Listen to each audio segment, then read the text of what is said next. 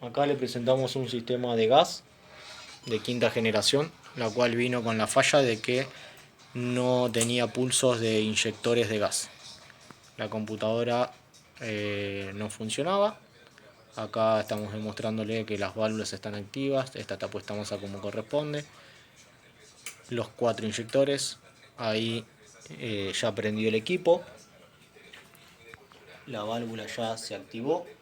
Ahora le vamos a dar RPM para que haga el pase a gas automáticamente. Ahí ya se pasó a gas.